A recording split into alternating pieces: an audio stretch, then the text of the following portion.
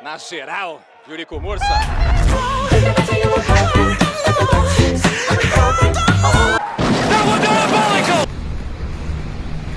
Right, so you've got a broken leg, a sprained ankle, damaged knee ligaments, and a graze on your little toe. So you could argue I've been hit by, or struck by, a smooth criminal. Can't get this guy out of my hospital. Yo guys, it is your boy Aaron here, and you are watching FTW. This is of course the series where I bring to you the best and more frequently the worst of what football has to offer during the last 7 days. But what's been kicking off in the world this week? Well, UK reality TV show Love Island has returned to our screens, and there's a new host over there. Hey yo, yo, she's kind of looking buff. Yo, what's this? Here we have Stormzy watching her on the TV and realizing she ain't replying. Leon Bailey was depressed finding out that the villa Maya's going into is an Aston Villa. But one footballer heading onto the show is Macclesfield's Tom Clare. His club came out with a statement saying that they'd allowed him to leave the club on a temporary basis to take part in the show. But why are the fans upset? The guy's playing in like tier 12 of the Football League. If I was playing in a division that low, I'd miss games to go be at 1. On to the football though now, and it's been a huge week for derbies. And we'll start with the Manchester one, where United continued their great form to beat Manchester City. Until they drew against Crystal Palace. United won 2-1 in this one, thanks to goals from Bruno Fernandes and Marcus Rashford, but El Baldico was not without controversy, as Marcus Rashford wasn't given offside here despite making a move to the ball, leaving it for Bruno Fernandes to slot home. John Stones was confused seeing Rashford in this position. What are you doing here?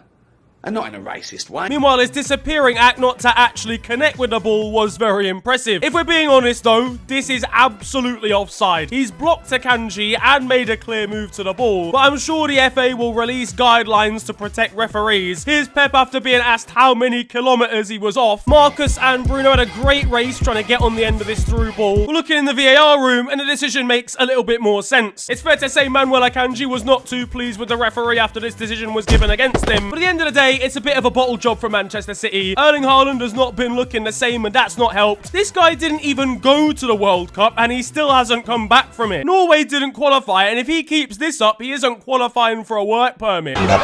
Meanwhile, at the other end, and Marcus Rashford scored to win United the game, and it caused absolute chaos in the crowd. Oh, not Roy again. United seem to have really turned a corner, and Cristiano Ronaldo's watching on depressed while prepping to play Al Khalij. It was a bad day at the office for Man City, but a better week for Arsenal, who took North London bragging rights, beating Tottenham 2-0. I know Liverpool are useless right now. I've actually always been an Arsenal fan. This is my club. I fucking love this football club. The first goal came courtesy of a Hugo Lloris howler. This guy's been doing this for 3 years, lads. I'm not gonna lie. Get him gone. Here we have him trying to punch the ball away at his near post. Heung-min Son was not happy with the French shot stopper at half-time.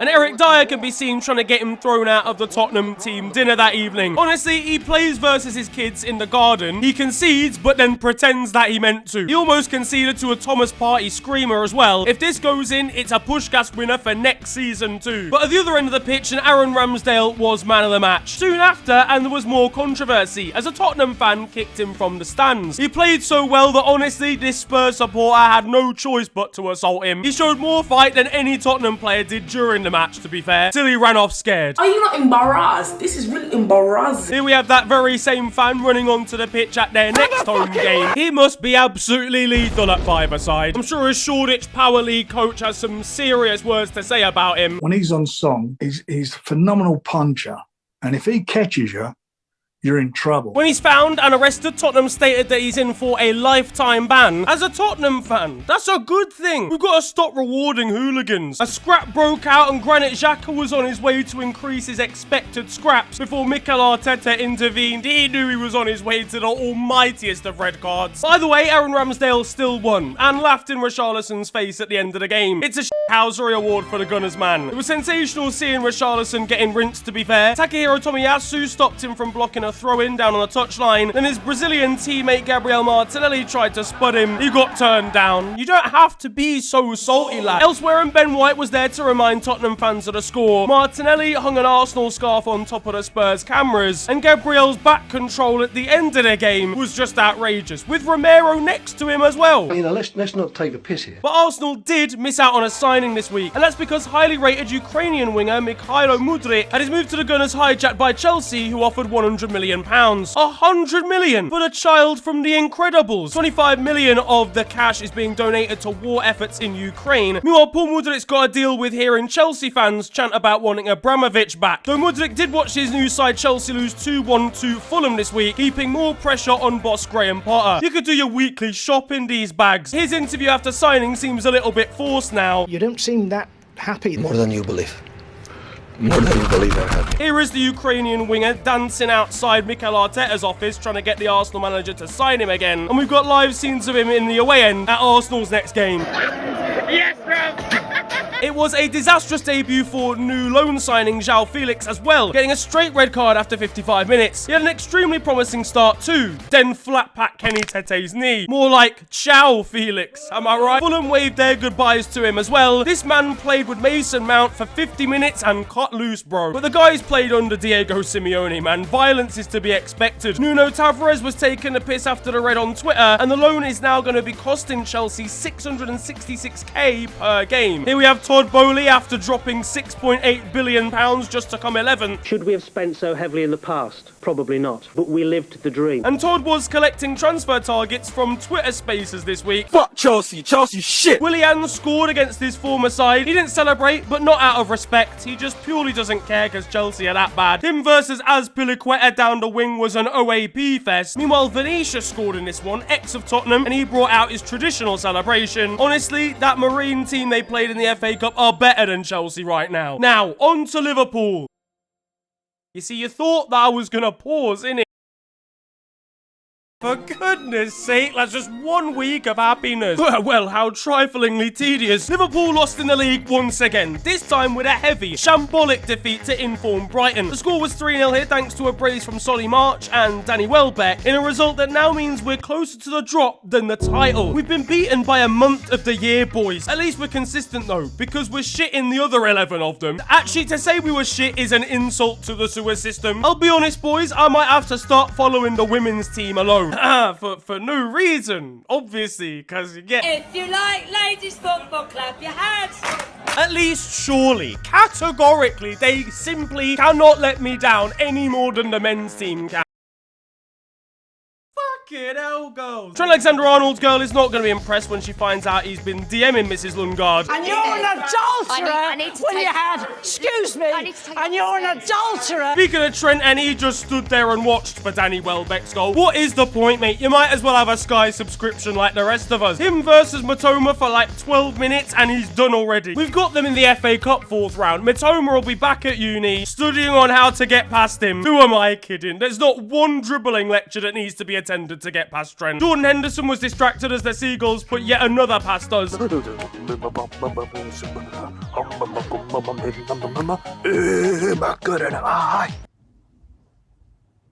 Might be autistic, you know. Adam Lallana's been 34 since 2014 and he's still beat us. We've sold him, he's become a manager, then become a player again, and we still can't beat him. We did at least experience some joy, though undeserved, with an FA Cup win versus Wolves. But before kick-off and on the BBC, during the pre-match build-up, and a different type of finishing was going on. Well, we'll find out shortly. With an FA Cup only policy in the studio tonight. I don't know who's making that noise, but so Aaron Sheary's on the commentary gantry alongside Steve Bauer. Ah, the magic of the FA Cup. I'll be honest, a different kind of BBC is being used here. Turns out these guys here strapped a phone with this as a ringtone under one of the chairs in the studio, then called it from home. A strap-on, doing this much damage. But this honestly just sounds like the normal average tennis match. This must have made the commentators' lives extremely hard. Not like that, but... And he's put it in! Oh, for God's sake. Then just after kickoff and things got even more ridiculous, as the floodlights at the Molineux went out after just 16 seconds. Someone's blown out the electrics using the vibrating Bunny S3000. After Wolves were done with the cost of living crisis, and Harvey Elliott scored a screamer, and as Gary Lineker put it, not quite the first of the evening. Now, if you thought the week couldn't get any worse for Tottenham, it could. It's the history of the Tottenham. As despite leading 2-0 at half-time against Manchester City, they managed to Tottenham things up by then conceding 4 in the second half. These lot tried to get into the Super League, you know, with Clement Longley at the back. Realistically, we all knew this this was too good to be true when Emerson Royale scored. Manchester City were abysmal in the first 45, but realistically, Pep had a very easy team talk. Lads, it's only Tottenham. But honestly, who's providing football terrorism again? Hugo Lloris. This guy's got 2 L's in his name, and it's not a coincidence. He was useless at the front post trying to stop Riyad Mahrez's strike. His highlights will not be very kind to him. Here we have his agent listing off the clubs interested in him next summer. Reading, Aldershot, Bracknell.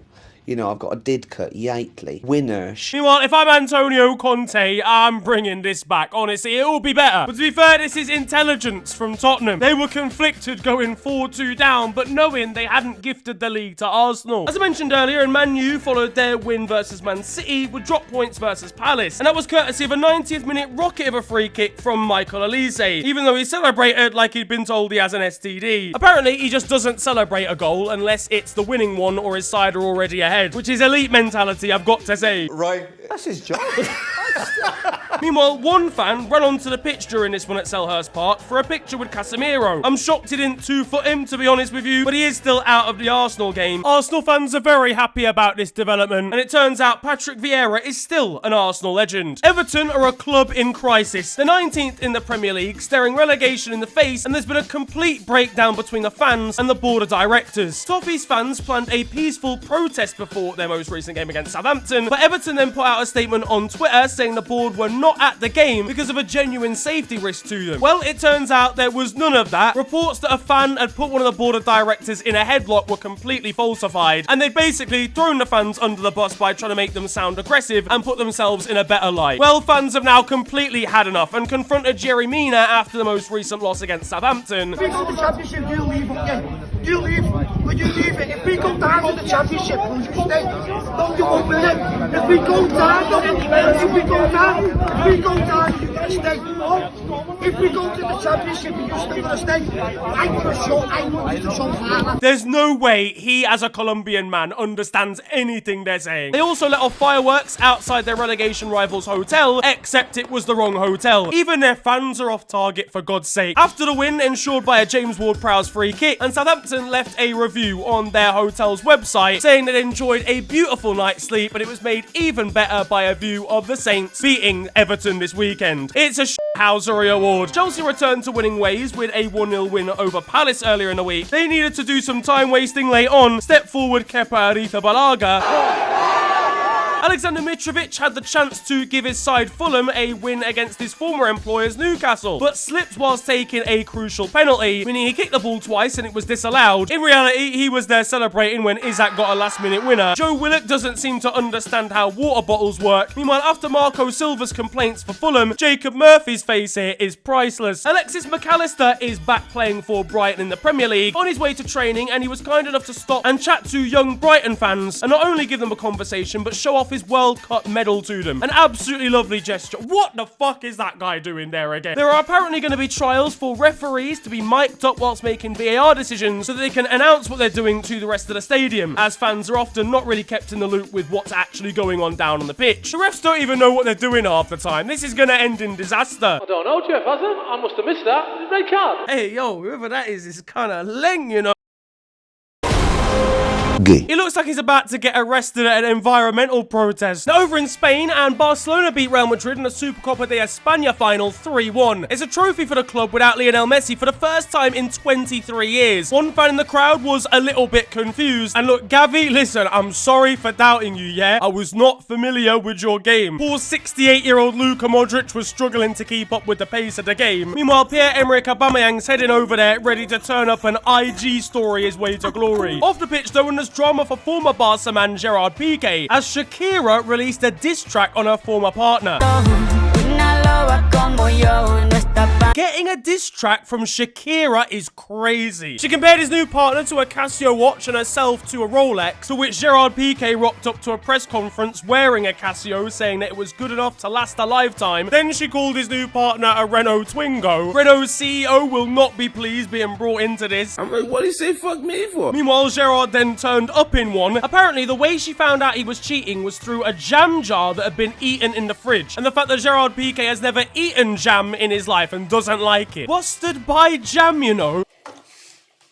It's It's a bit of a sticky one still. Overall, though, it turns out the fridge don't lie. Over at Atletico Madrid, Diego Simeone is just being a pain in the arse for no reason again. Granada have officially changed their badge to something ludicrously different. Meanwhile, Cadiz are considering legal action against La Liga this week and want the last 9 minutes of their most recent game against Elche replayed. That's because there was a crucial VAR mistake that didn't pick up a clear offside in the build-up to Elche's equaliser. But I mean, at least the ref's gonna have a mic, am I right? Yeah, basically, there's been a power cut, so VAR's not working. Someone plugged in a Vibrator Bunny S3000. In Italy, and Napoli slapped Juventus 5-1 to take a stranglehold over Serie A. At full-time, and Napoli manager Luciano Spalletti simply wanted a handshake. I'm gonna shake your hand. I want to shake his hand. Victor Osimhen and Kvaratskhelia absolutely tore them apart in this one. The celebrations in this game were sensational as well, but we've got to take one goal off them for this Valentine's Day kit. Come on, what's even going on here? At Torino, and they welcomed American actor Kevin Spacey to their stadium. Here we have him getting escorted away from under-16s training. Atalanta beat Salernitana 8-2 this week. Martin Derone was staying humble over on Twitter. Meanwhile, there were wild scenes at Salernitana, who sacked their boss after the, well, quite shambolic result. But 48 hours later, and he managed to convince the club president during internal talks to reverse the decision and rehire him. Over in Germany, and Sebastian Haler's return from testicular cancer is continuing to be a wholesome one so far, after he grabbed a hat-trick in a pre-season friendly, known in his second game back. Now that it's time for your goals of the week, and there are some absolutely unbelievable hits this time. First of all, we start off with Leeds' Wilfred Gnonto with a ridiculous scissor kick volley against Cardiff. Over at Nantes, and what about this for a strike from Andre Girotto, picking up the ball from range and slapping it into the top corner. Over in America, and at Cedar Park High School, Zeb Wyland here might have scored the goal of his life.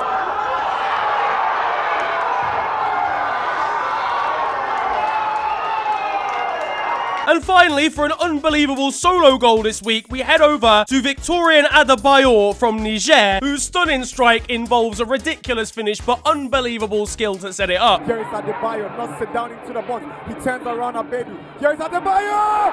Oh, goodness me! Magical from Adebayor! In France, and Takumi Minamino looks like he's struggling to work out if he left the oven on.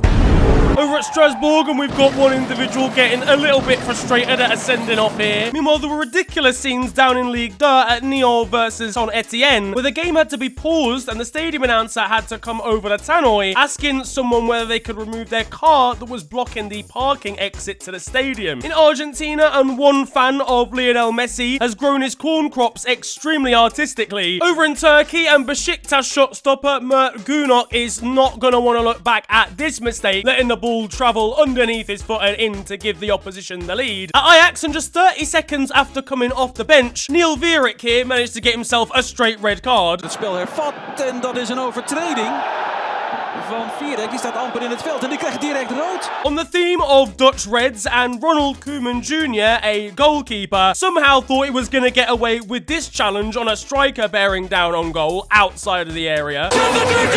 But in contrast, we've got a goalkeeper here with the utmost confidence from Braga's under-23s. Hello all, and welcome to The Beautiful Game, the segment where we take a look at the poetic and brilliant side of the game that we love. We are back by popular demand for yet more glorious beauty. 之後咧就換咗林俊傑，送翻華葉卓文 hold 一 hold， 回翻俾林俊傑，大腳一殺就省咗啦。 And that concludes The Beautiful Game. Now over in El Salvador, and we've got some beef down on the sidelines, but not what you're expecting. Yeah, a cow's managed to get out of a nearby field and get onto the pitch. Over in Argentina, and a female linesman here is getting chirped by a Racing player. The next clip, I want you to just prepare yourselves mentally for, okay? Because this is the worst set of misses I've ever seen in a five-a-side match.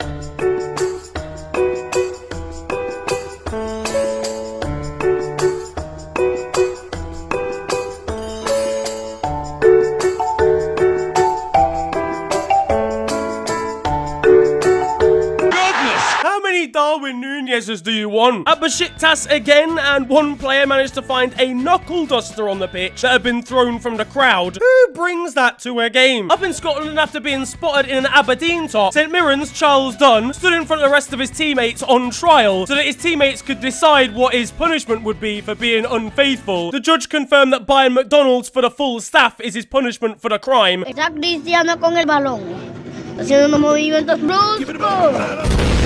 Over at Santos, and in a nod to Pele, all of their shirts added up to the number 10 for a match they played this week. A great gesture in teaching kids maths, but the referee's gonna have to get busy with the calculator when he wants to book somebody. Closer to home, and what about this for a transfer announcement from Burnley? Have you been replaced? Hey, what did I tell you earlier? No one is getting replaced. Now let's all be polite and give whatever it is up there a nice, big welcome.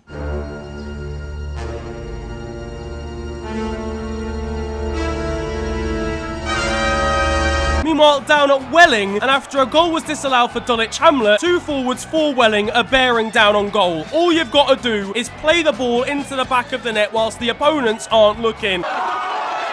Now that the moment you've all been waiting for, because over in Romania, now look, we've seen some catastrophic football during Romania this week, but never have we seen an award given out for being catastrophic. Well, Romanian goalkeeper Ionut Radu has been nominated for the Golden Trash Can Award of 2022, a prize for the biggest disappointment over in Italy. Over in Mexico, and we've got a little bit of an aerial mismatch here from this set piece. Hey, brother, are these lot for real? Over in Brazil, and at Sporting, we've got the miss of the week here, coming in from Mateus Vargas. Now look, a Panenka looks absolutely incredible, don't get it twisted, but it looks even better when the goalkeeper manages to pull out this save with his foot to deny it from going in. Over in Iraq, and they lifted the Gulf Cup trophy this week in dramatic circumstances, taking the lead in injury time in the 116th minute, then having an equaliser scored against them by Oman, only to then win it just before penalties in the 122nd minute. Over in Tanzania, and how about this for quick thinking from a free kick, even though it was definitely meant to be an over-the-top through ball and not a shot that looped over the goalkeeper. Over in Colombia, and Juan Fernando Quintero has officially been unveiled as a new junior player. All he had to do to impress the fans was score a penalty against the mascot. Over in Egypt, and I refuse to believe this isn't an example of match fixing. It's time though for Indonesia this week, which returns with a vengeance. And when your son has been taken off the ball unfairly, it's your right as a mother to get fully involved and scrap the opponent, and then kicked out of the premises. Over in Saudi Arabia, and Anderson Talisca's son is looking to impress Cristiano Ronaldo. One team here is about to make an extremely powerful substitution in the form of Darth Vader. In Peru, and Alianza Lima's goalkeepers had an absolute stinker. At Redbridge, and they have a feeling their next game is going to be called off, starting to understand why it might get called as a waterlogged pitch. Over at Grimsby, and a clearance here managed to knock out a referee clean. He had to be stretchered off the field, and hopefully he recovers soon. Meanwhile, over in South Africa, and you're 1-0 down chasing the game, doesn't mean that Nsako Mahubela here has to turn off the skill moves. But now there is time for Still 0-0, and you guys know the score by now. This is the segment of the show where I bring to you the best of Sunday League and amateur football, and this week we're heading over all the way to Guatemala, where quite frankly amateur footballers over there just have to make the best of what they've been given, even if it means the corner flag is about 6 meters higher than the rest of the pitch. On to the weird stuff though now. The aftermath of Cameroon having under-17s players that are over age is continuing, as Chad, not Romania, don't worry, have been disqualified from the tournament because of the amount of players they had that were over the age threshold. Here we have their boss admitting the actual age of most of their players. I think it was probably around 95, 96, was it? 94, 95, 96? No, 95, 96, I'd say 97. Sudan was supposed to play Morocco in an African Nations Championship game this week. However, due to relations between Morocco and Algeria and a flight ban, they weren't able to actually attend the game. Sudan were forced to turn up to the game even though their opponents weren't there, and won the game 3-0 by forfeit. I told you about Enoch Nwepu recently, who got a job as a youth coach at Brighton after having to retire from football due to a heart condition. Well, he was admitted to hospital earlier this week, but it's thanks thankfully now been discharged after tests. And last week, I did mention it, Bristol Rovers were going to shave their heads in support for their footballer Nick Anderton, who's currently undergoing chemotherapy. Well, here is the picture after all of them. Every single one of them went bald this week. As was the case last week, you can find the GoFundMe to help and support Nick's family down in the description below. But that is going to wrap up football this week, and I hope you have enjoyed it. If you have, then feel free to slap a like on the video, and of course subscribe if you're new to the channel. You can also follow me on social media. It is at officialfng on Twitter and on Insta. But it's been a pleasure ranting at you guys today. Have a wonderful day, enjoy yourselves, and goodbye.